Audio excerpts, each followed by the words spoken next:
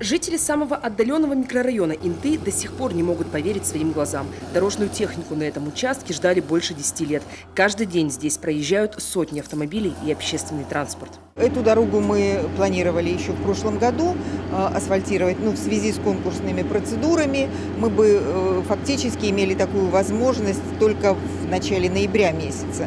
Поэтому реально было отказаться и вот перенести эти работы. В этом году очень много работы будет именно по асфальтированию.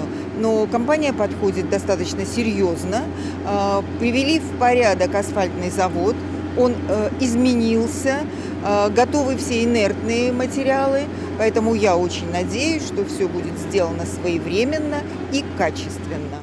Подрядчик к работам подошел серьезно. Здесь десятки единиц техники и весь личный состав организации. Лето в Приполярье пришло с опозданием, а потому дорожникам придется поторопиться. У нас 3 участка. Здесь небольшой участок, порядка метров 100. Вот здесь делается фрезеровка, будет черновой слой. Вот укрепление грунта с помощью геотекстиля, ну и лицевой слой. А дальше у нас на дорогу на 15, там большой объем работы, порядка 1,5 километра.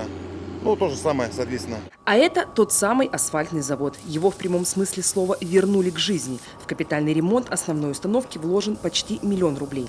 Мощности хватит на всю летнюю кампанию, заверили специалисты. Техническая производительность его характеристики 32 тонны в час. Вот. Но тут с небольшими переделками мы можем увеличить до 35-37 тонн в час. Этого хватает, объемы небольшие у нас в этом году. На этом заводе мы в былые времена делали по 12 000 тонн за сезон. Поэтому я думаю, что справимся, в техническом состоянии хорошем. 1500 квадратных метров. Ямочный ремонт в этом году проведут по новой для Приполярья технологии – холодный асфальт.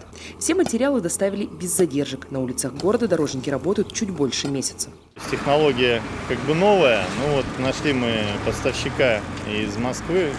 Очень качественный асфальт поставили. То есть он готовый, при температуре, в принципе, его можно и даже около плюс 5 уже. Но погода позволяет, и то есть порядка мы 300 где-то квадратных метров уже положили ямочный ремонт. Своих карьеров в Инте нет. Для отсыпки обочин завезли 1200 кубов щебня. В порядок приведут самые проблемные городские заезды во дворы и к парковкам. Все работы планируют завершить уже в июле. Виктория Палкина, Вячеслав Беспалов, телеканал Юрган, Инта.